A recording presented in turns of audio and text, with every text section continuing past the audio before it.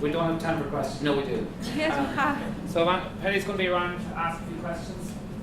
Penny, before you do, there was a lady here who asked, I said you'd answer it. How would you know if the snail is dead or near dead? Okay. That was the... Okay. When the snail is dead, first of all, it smells very, very bad. It smells like a fish that it is outside of the fridge for at least 2 days. Okay, so it's very easy to realize it. Then the second, when a snail is going to die, the second day it starts already the meat to be liquid inside. Then the fantastic thing is that the snails, when they are going to die or when they are already dead, they don't have the cell like this, like how they are moving themselves. They return in the opposite side. So when you will see snails that they have the body like that, they are already dead or they are going to die. So it's easy to understand it. 1 second, please. Mr. Okay. Hi, Penny, thanks for that. I've seen a few different constructions, and you mentioned in your slides how hot wind is a problem. How about cold wind? Now, in the constructions, I've seen some farms where it's just the net, and some other farms, they have like galvanized steel around the perimeter. Is that a wind protector, or is that the purpose of that from your experience, or do you think it's important to consider? You mean the... Or wind? The fence? No. No. This is not for the wind. These fences. You mean the external fence? Yeah. Yes. That is with. Galvanized steel. Yeah. Okay. No. This is for the rodents, to protect you from the rodents, to protect you from the insects. If you want to be protected from the wind, if you have a very strong wind, it's good for you to go close to a place that there are a lot of trees, so they will protect you from the wind. Otherwise, you should put in a big fence some nets, at least to minimize the wind in an outdoor snail farm, because if it will be in an indoor, you don't have to worry about that. Yeah, so the cold wind is also a problem as well as hot wind, is that right? Yes, of course. But when it will be a real cold wind, the snails, they will not be in the soil, they will be in the ground. So I don't really worry about this a lot.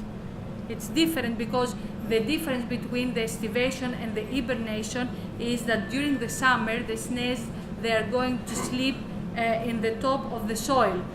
From the other hand, during the winter, they are going in the ground. So they are more protected during the winter.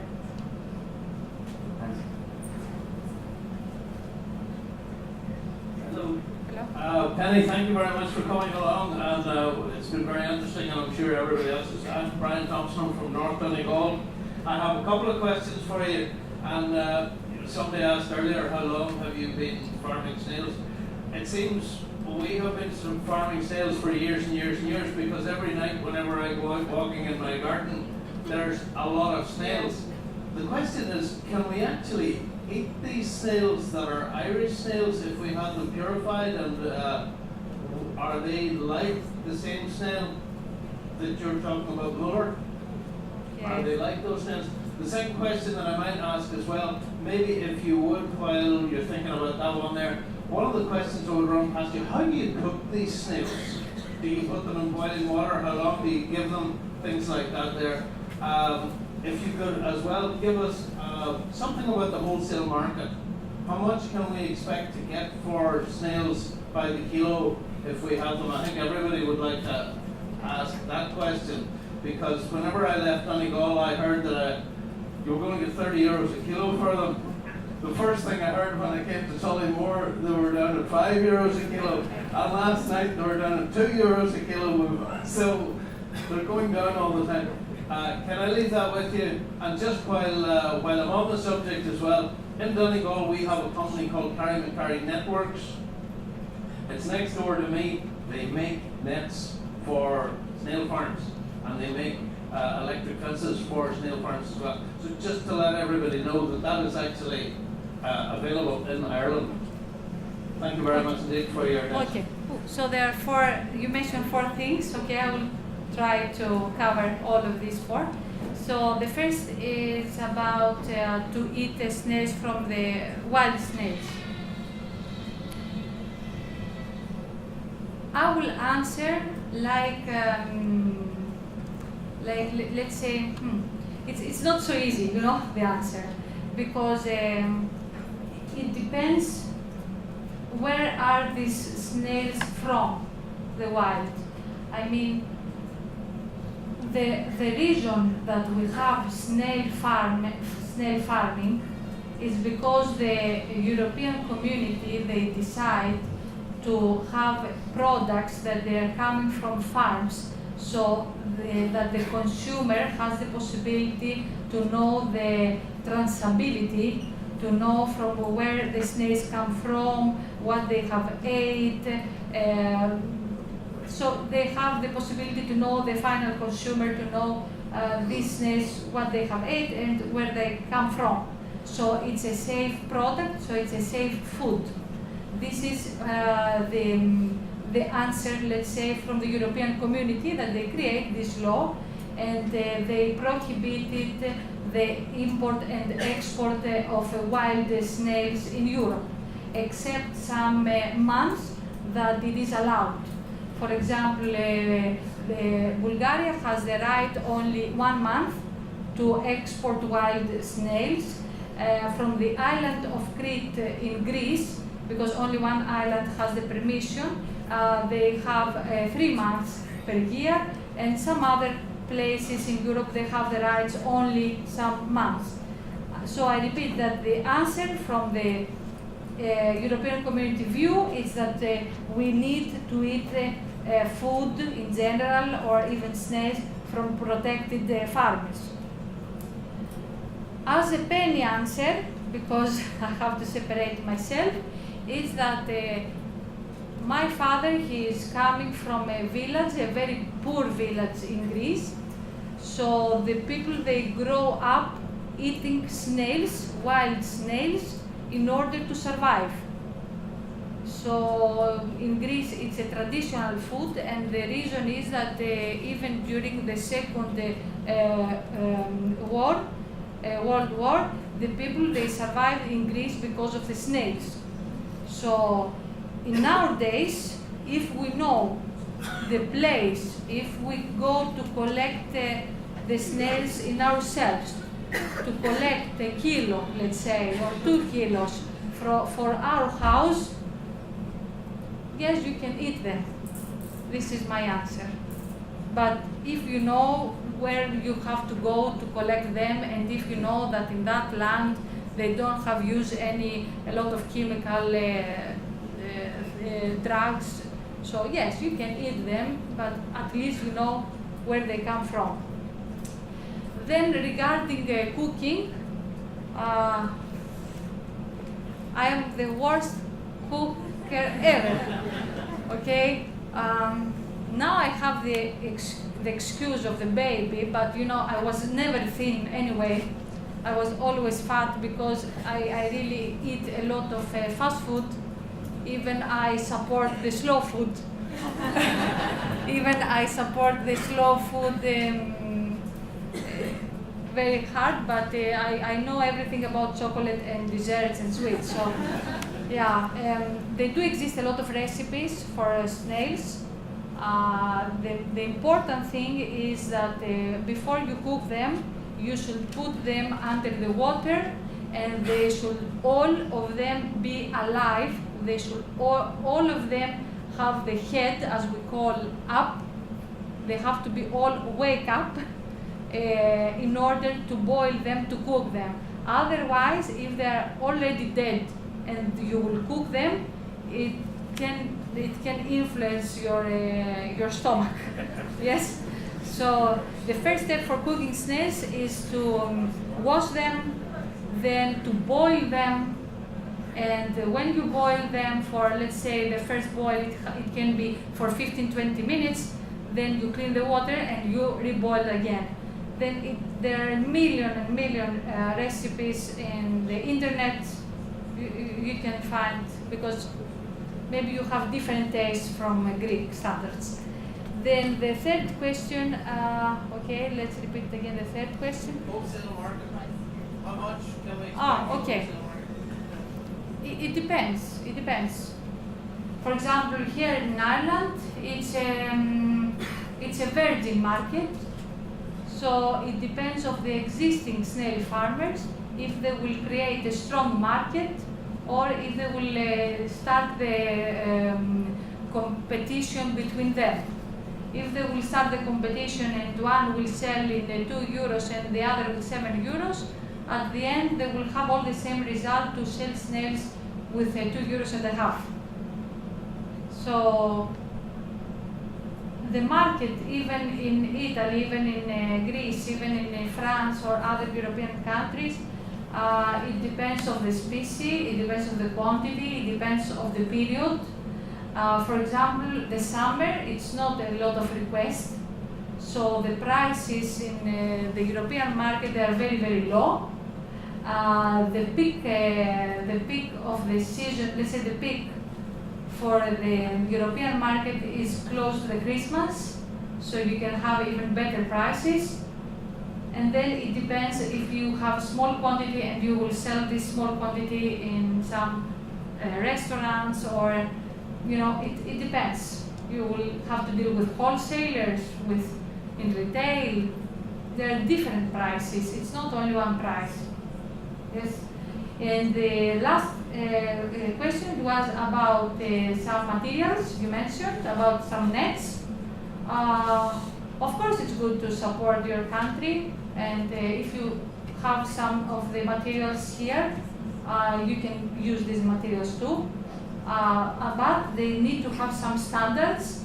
For example, when a net, it's a plastic net, the snails don't forget that they're eating everything.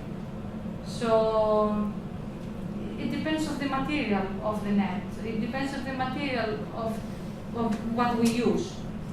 But I really agree with you that if already exist some things and you can support your own market here, of course you will not have the transportation costs in order to bring some things in Ireland. Okay, you're welcome.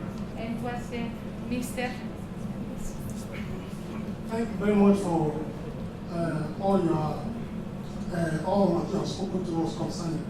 And I want you to enlighten us concerning an observation I've made concerning snail before now.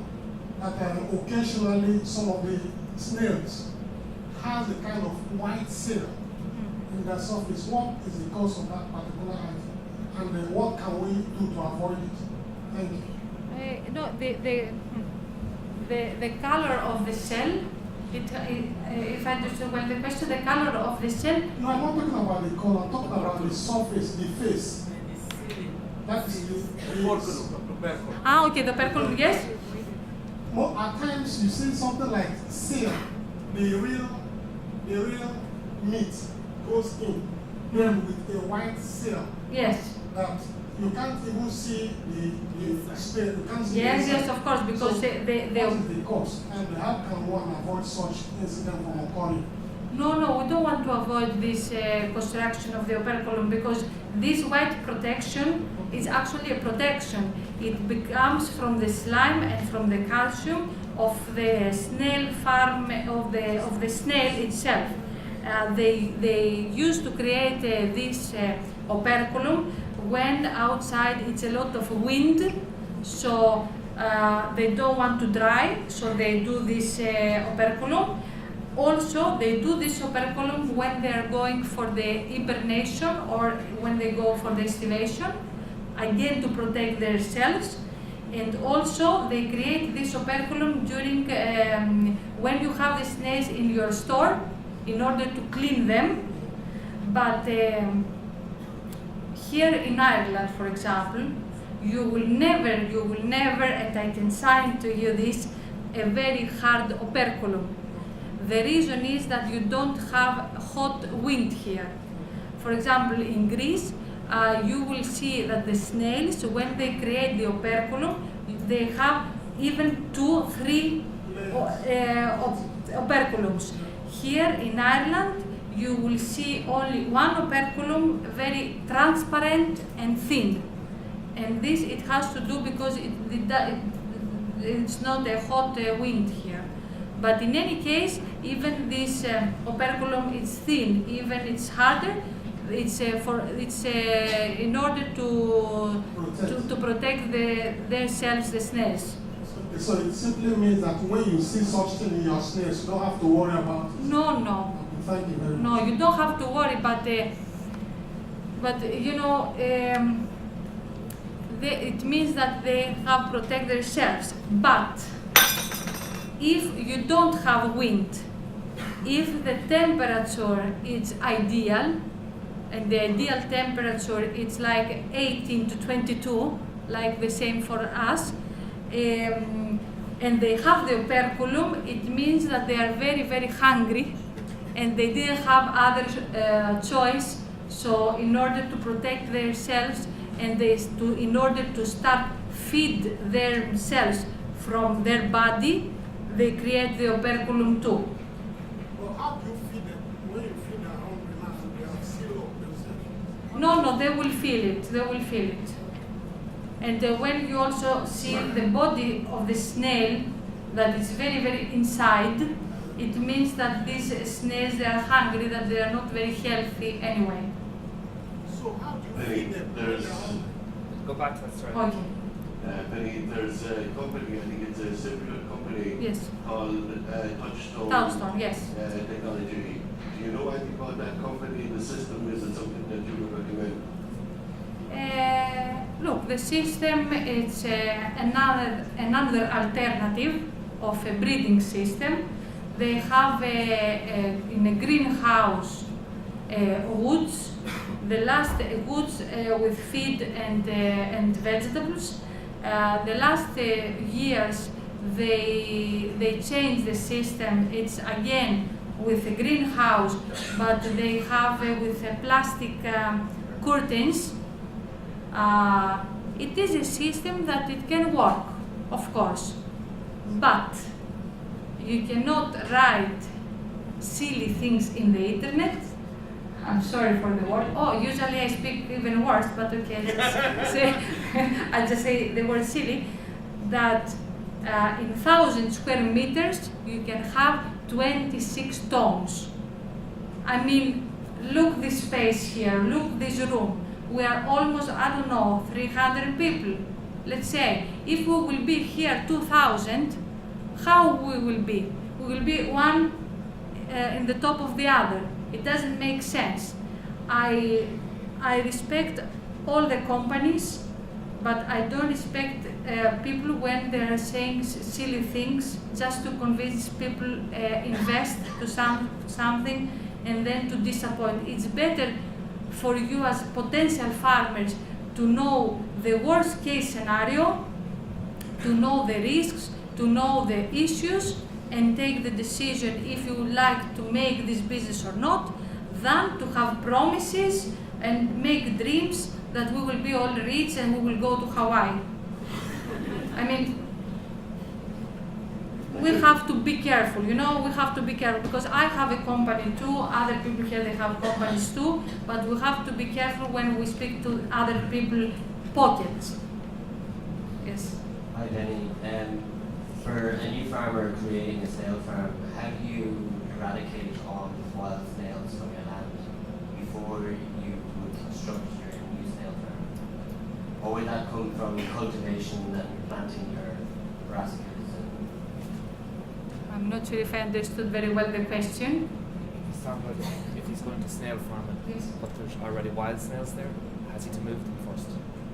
Okay, if you have, first of all, if you have already wild snails in your area, and here in Ireland you have a lot of mullers. I saw them the last time that I have been also in the castle bar. I saw a lot of mullers, wild mullers. First of all, it means that your land it's 99% suitable for snail farming, because it means that the existing snails, they found the microclimate, the soil in a good condition, so that's why they are living there. It is a message for you.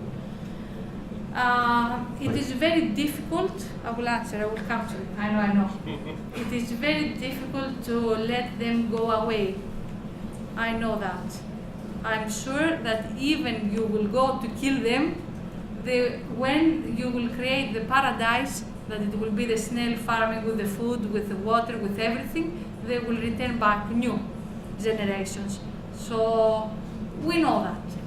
So is there a risk of, you mentioned that wild snails might have some parasites, is there a risk that it is possible, yes, because they always have listeria and salmonella, the snails that they come from the wild. But it's difficult to avoid when there are a lot of, but it depends. You mean for the outdoor system? Yeah. For the outdoor system, the electric fence, exactly, it can help you a lot. But it depends, because if they are already in that period in the soil, in the ground, you know, the answer is not so easy. Hi, Penny. I was wondering if, say I had starting with an acre snail farm, how many people would it take to manage that acre and farm that acre? 4,000 square meters. 4,000 square meters opens an outdoor snail farm. Yes. Would Okay. it be one person? One person, is it's enough, Okay. unless the period of pick-up snails. Hmm. That more people you are, it's better, you will finish earlier. More snails you have, you will need more days. So, but for the management during the year, you can manage it, one person can manage it. But there are some works in the outdoor system, for example, to cutting the plants, that, believe me, the machine is very, very heavy. Okay. So maybe we'll need a man for this. Okay. Okay. And how many hours a day would you be working? I hate this question. Of course. I don't know. When you have your own business, you don't have a timetable. When it is a farm, it is even worse. Yeah. You know. I don't know. I mean, it is to have a real work in 4,000 square meters and it's in 1 acre. You said. I think that maybe 4 hours per day they can be enough to go and observe. It's like a part-time job. So it means also that the results that you will have at the end, they will be like a salary, like a final income. They will be like a part-time job income. Yes, okay. Okay? Okay, thank you. Hi Penny, thank you very much for your presentation. I was just wondering, in Ireland, are all Irish snail farmers using closed or combined breeding system as opposed to inside? I know we're not doing outside, but is it always closed or combined, the hybrid, say, inside and outside for Ireland? Okay, I want to. Sean has to make me Will I go again? better the question. Are all the Irish snail farmers doing the combined breeding system as opposed to Mixed farm. outside? Mixed farm. Mixed I'm not sure. I don't know all the Irish farmers. I'm not sure if they all have the same system. No, Catherine has gone to French. Yes. Okay. Yes, exactly. Pauline, I think, Caspar, she They're has. mainly field based. She has another system. Catherine has another system, and Stefan has another system. Both. I think it's a combination of both, indoors and outdoors, but mainly, I think it's a variation, but it's not a fully indoor system that everybody's using. No, it's not fully indoor or fully outdoor here in Ireland. So it's combined, they're all combined? Yes, yes. So with Davida, which is 100%, or is 90%, 10% in Italy, with he stood up there and said it's 100% better quality by having the 90% vegetation. No, it is. Wait, it is the Italian market. Yeah. It's the Italians. They are very weird. Where is David? He left, I think. Yes. Okay. With the quality. Right. Because I was wondering. And they pay for the quality. Yeah. So the Italians, they invest, let's say, this type of system almost 45 years now. They have in Italy there are more than 6,000 snail farmers, and all of these 6,000 snail farmers, let's say that the 99% they have the outdoor system. So they are convinced, first of all, that the outdoor system they have the better quality. Yes. Then it is true because they don't use a lot of feed. It is the same with the example that I gave earlier with the chickens, with outdoor chickens and the indoor chickens. But only the Italian market, they care about the quality.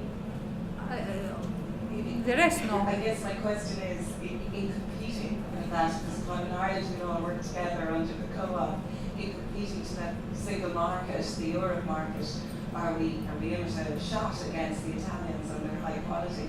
If it's a flip side, you know, we're coming from a percentage of higher meal rather than, you know, I think you said 30% meal versus 90, yes, but 10%. You know, I'm just wondering the quality argument.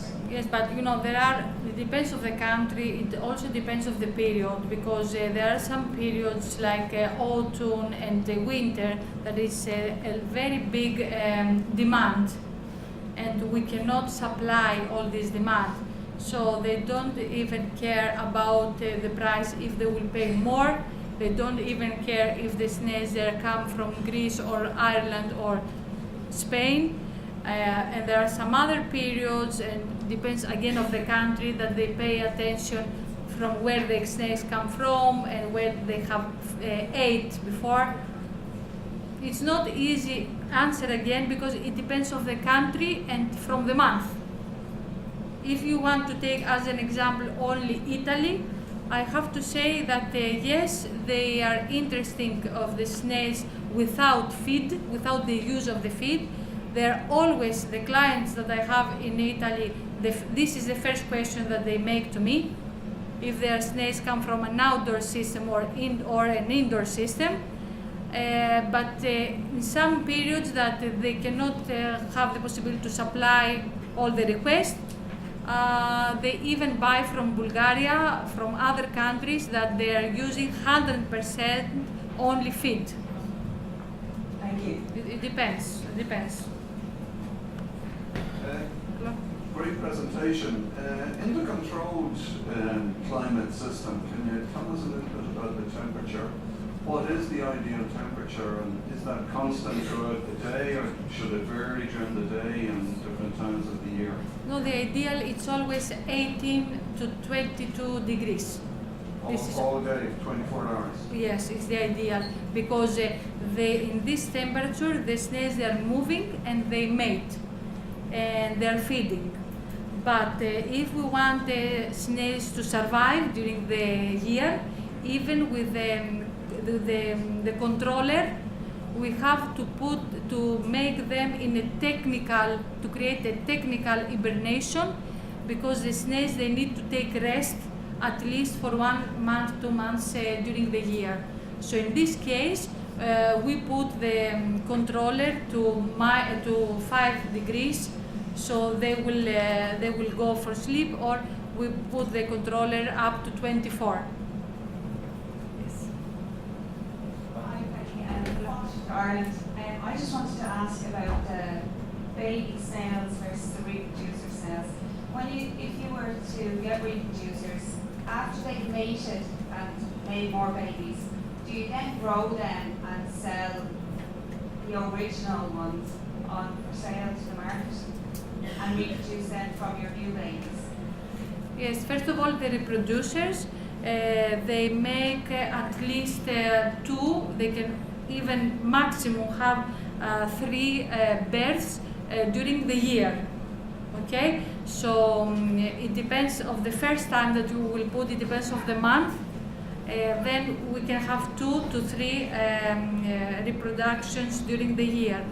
After the second third, so it means that after 10 months approximately, maximum that we have used these reproducers, we can collect them and sell them in the market. And then do you use their offspring to reproduce again? You use actually the snails that they have done the births, they have birth in your land, Yes. so it means that they are stronger. And the second and the third generation, for example, the reproducers that you will buy from someone else, Yes. even from Ireland, even from other country, maybe you can have, let's say, 100 snails, 100 eggs.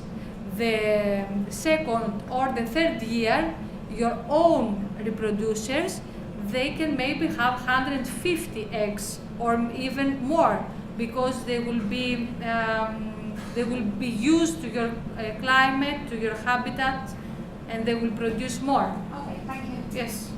Thank you, Clara. Okay.